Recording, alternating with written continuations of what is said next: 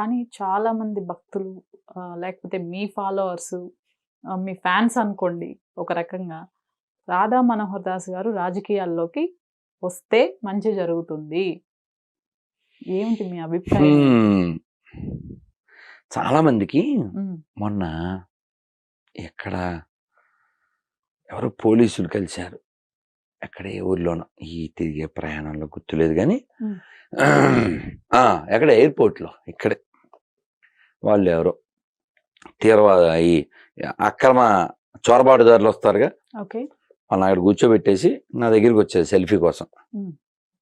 Sir వాళ్ళు విదేశాల నుంచి వచ్చారు, ఎంఎన్ అనే కంట్రీ ఉందిగా, అక్కడి నుంచి వచ్చేసారు, వాళ్ళని తిరిగి పంపించేస్తున్నాం గురూజీ, సో మమ్మల్ని సెక్యూరిటీ పంపించారు, సెల్ఫీ కోసం వచ్చారు.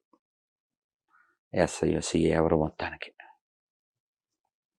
వాళ్ళు మాట్లాడుతూ మీ ఇంటర్వ్యూలు మీవన్నీ చూస్తుంటాను, ఒక్కో మాట AK-47లో ఉంటుంది గురూజీ, అది ఇది అని వాళ్ళ సంతోషం చెప్తూ ఉన్నారు. ఇప్పుడు ఇలాంటి భావజాలం అంటే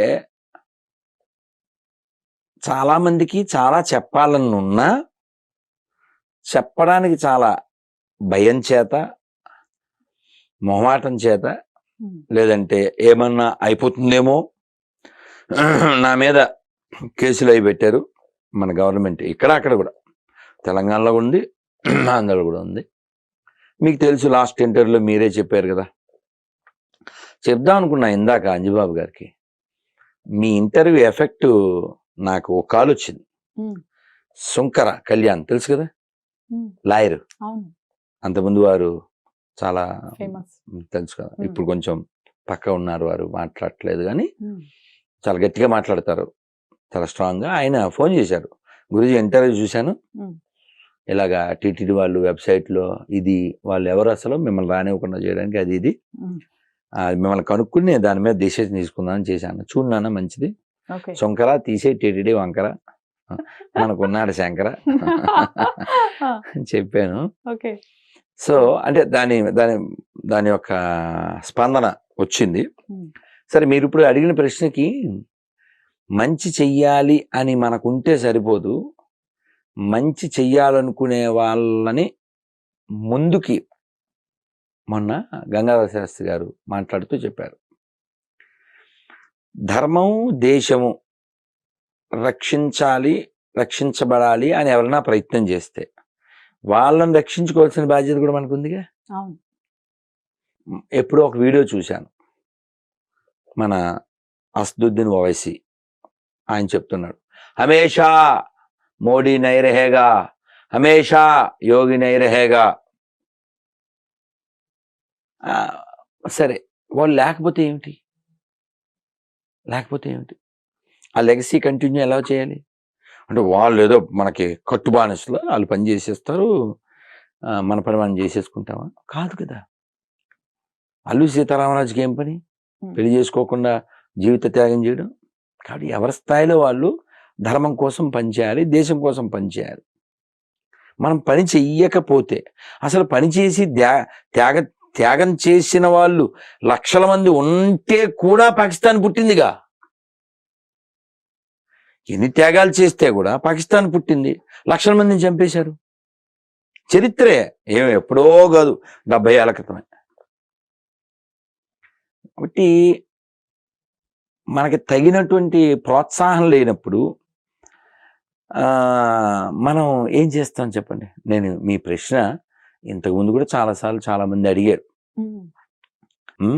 వాస్తవానికి నా జీవితానికి నేను బాగా చదువుకోవాలి, నేను బాగా వినాలి, బాగా జపం చేసుకోవాలి, కీర్తన చేసుకోవాలి. నా దగ్గర బోల్డ్ పుస్తకాలు, మొన్న కూడా నైమిషారణ్యం వెళ్తే ఇంత పెద్ద పెద్ద పుస్తకాలు 2 ఇచ్చారు, ఉపనిషత్ సారాలు, ఇంకా అవి ఇవి మేమన్నీ చదువుకోవాలి.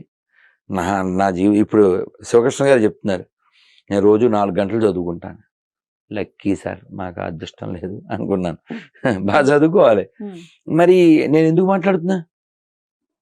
I suppose to remain silent కదా. సాధువు అంటే మౌనంగా ఉండాలి, ఓ మౌనం ఉండాలి. ఎందుకు అంటే ఆయన వెంటనే అన్నారు, అవన్నీ వేరే యుగాల్లో అండి, ఇప్పుడు కాదు అంటే. సార్, మీ మాటకే సపోర్ట్ చేస్తున్నాను sir. The world is going havoc not because of the violence of the bad people, because the silence of the good people. దానికి మాట్లాడుతున్నాను సార్.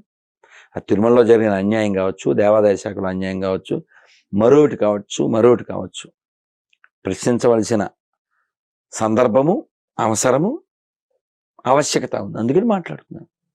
అదే మాట్లాడితే మనకు వ్యతిరేకమే. మీరు ఎప్పుడన్నా గమనించండి, ముస్లింకి వ్యతిరేకంగా మాట్లాడడం మనం చూడం. అవును. చాలా అరుదుగా ఉంటుంది. అసలు చూడండి సార్, అరుదుగా కూడా కాదు. మరి మనకేంటంటే వాడు బుట్టి పెడతాడు, వీడు బుట్టి పెడతాడు, వాడు గుడికి వెళ్తాడు, వీడు గుడికి వెళ్తాడు, వాడు తాడు కడతాడు, వీడు తాడు కడతాడు, కానీ ధర్మానికి పాడిగట్టేస్తాడు. వీడికి ధర్మం కంటే, దేశం కంటే, దేవాలయం కంటే కులము, పార్టీ, డబ్బులు ముఖ్యం. దుర్మార్గం కదా. మేము పలానా కులం అని భుజాలు చరిచి మీసాలు వేసి ఏదేదో హడావిడి చేస్తాడు.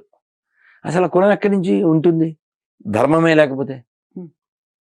ఇప్పుడు అప్పుడెప్పుడో లాంగ్ ఎగో ఐసిస్ అంటారు కదా, తీవ్రవాదులు, వాళ్ళకి 60 మంది దొరికారు. పాకిస్తాన్ వాళ్ళు కొందరు, ఇండియన్స్ కొందరు. వాళ్ళందరినీ చెక్ చేశారు. 35 మందిని వదిలేశారు వాళ్ళ మతం కాబట్టి. మిగిలిన 25 మందిని వేసేశారు. వేసేటప్పుడు ఏమండి, మీరు రెడ్డి గారా అండి, మీరు శెట్టి గారా అండి, మీరు నాయుడు గారా అండి, ఇలా అడిగి ఏమన్నా వేసారా? అలా ఏమి ఉండదు. చరిత్ర చూడండి, నా సొంతం ఏం కాదు. ఎక్కడో పాకిస్తాన్ గురించి మాటలు కాదు, మన పాత బస్తీలో కూడా బోలెడు దేవాలయాలు చెత్త కుప్పల్లో ఉన్నాయి. మొన్న కూడా ఏదో మట్టిలోకి వెళ్ళిపోయింది హనుమాన్ దేవాలయం. చెత్త కుప్పలు, చెత్త అంత అడుగు కూడా పెట్టలేం. ఎందుకలా? విగ్రహారాధన వ్యతిరేకిస్తారు కాబట్టి వాళ్ళ దృష్టిలో అది సాతాను. అలాంటి వాళ్ళు మనకు భయ్యాలు అవుతారో నాకు అర్థం కాదు. చాలా చిత్రంగా ఉంటుంది ఈ కాన్సెప్ట్. ఇప్పుడు నేను లాస్ట్ టైం కూడా మీతో చెప్పాను, ఎవరితో చెప్పాను, 5 ఏళ్ళు ఇక్కడ హోమ్ మినిస్టర్ ఉన్నారు కదా ఆయన, ఒక ఆయన, ఏం పేరు, ఏదో మహమ్మద్ అలియా ఏదో పేరు, తెలంగాణ హోమ్ మినిస్టర్గా, తెలంగాణ హోమ్ మినిస్టర్ ఆయన పేరు మహమ్మద్ అలియా ఏదో పేరు. మరి ఆయన శాల్యూట్ చేయడం చూసామా మనం? వాళ్ళు ఏం మాట్లాడరు, చాలా చిత్రంగా ఉంటుంది. వందే మాతరకి అబ్జెక్షను, జనగణమనకి అబ్జెక్షను, శాల్యూట్ చేయడానికి అబ్జెక్షను. మరి అలాంటప్పుడు అకార్డింగ్ టు వాళ్ళ పుస్తకం ప్రకారమైనా కొన్ని చూద్దాం. దేవాలయాలు ఆక్రమించి వాటిని మసీదులు చేయకూడదుగా. వాళ్ళ పుస్తకం ప్రకారం ఉచితాలు తీసుకోకూడదు తెలుసా? వాళ్ళ పుస్తకం ప్రకారంగా ఉచితంగా వచ్చిన డబ్బులతో హాజయాత్రకు వెళ్ళకూడదు. కేవలం ప్రపంచం అంతా మా గుప్పిట్లో ఉండాలనే కాన్సెప్ట్లతో వాళ్ళు పనిచేస్తూ ఉంటే, మాకు మా ఇల్లు, మా పిల్లలు, ఇలాంటి కాన్సెప్ట్లతో హిందువులు ఉన్నారు. ఏమవుతుంది? ఎక్కడ అతని పేరేంటిది, రాజమండ్రి ఎంపీగా పనిచేశాడు, ఉండవల్లి అరుణ్ కుమార్ అని. ఆయన చాలా క్యాజువల్గా, నిర్లక్ష్యంగా ఏమవుద్ది, అంతా క్రిస్టియన్స్ అయిపోతే, అంత ముస్లిమ్స్ అయిపోతే, ఏదో నోటికి వచ్చినట్టు పేలేశాడు.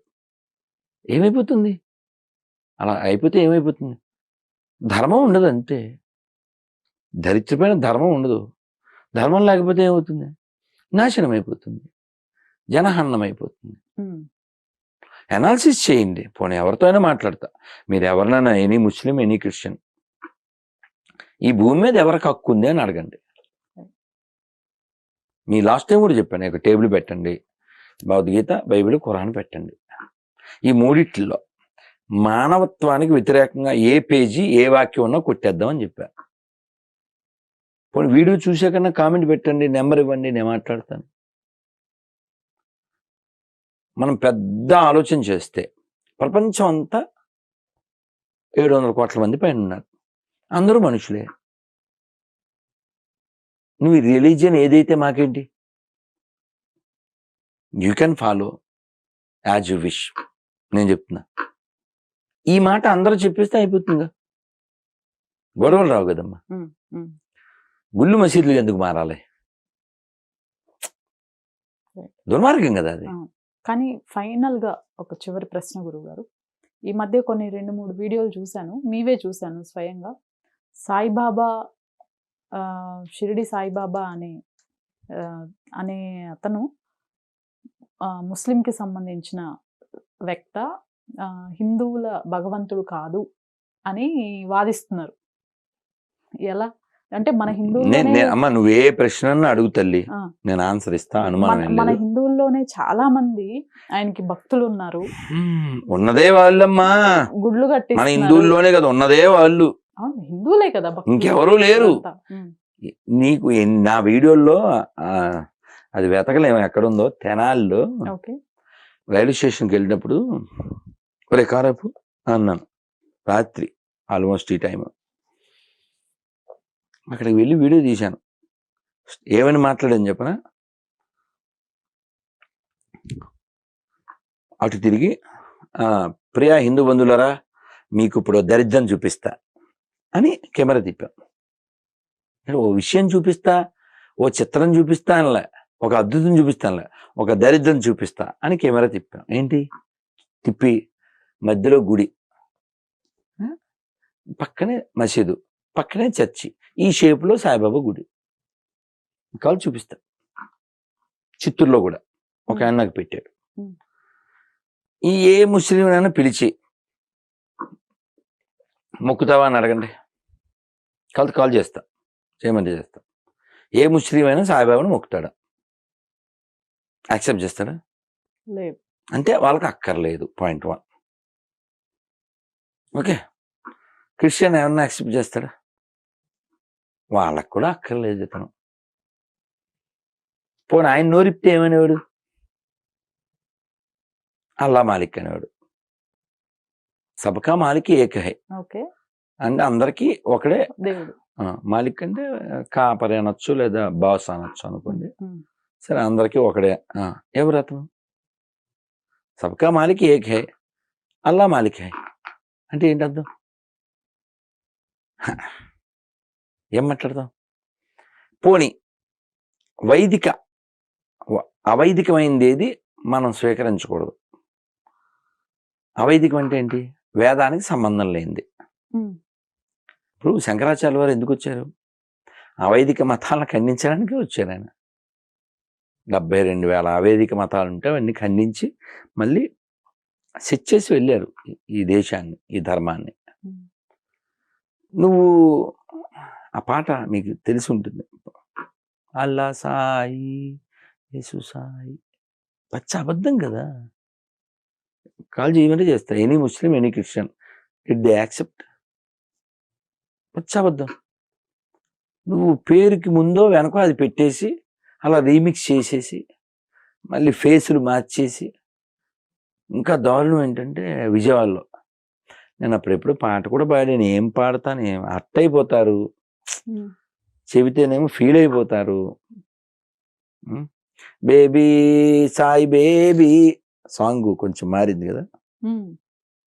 ఎందుకు అలా పాడానంటే చీర కట్టేశారు, దసరాకి పట్టు చీర కట్టేసేసి ఇంకా అలంకారం చేసేసారు.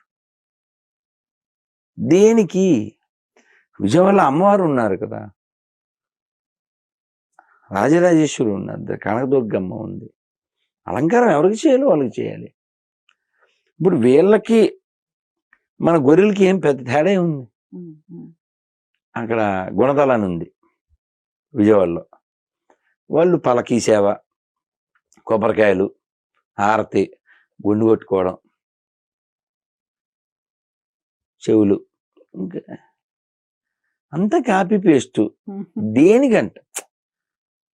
మీ అమ్మ ఉంది కదా, ఎవరో ఒకరి దగ్గరికి వెళ్ళి మీరు మా అమ్మ లాంటి వాళ్ళు అని ఆవిడ దగ్గర ఉంటుంది, మీ అమ్మే ఉందిగా. అమ్మలగన్నా అమ్మవు నీవే.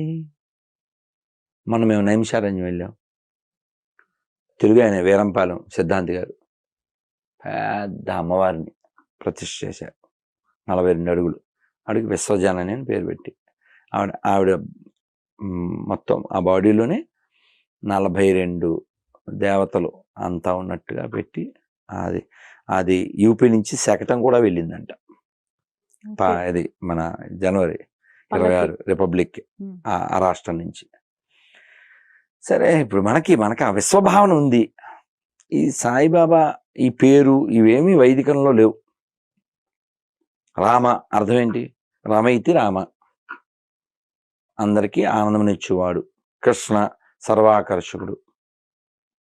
శివ శుభమునిచ్చేవాడు. శంకర శంకరోతి శంకర. మీనింగ్ చెప్పండి సాయికండి.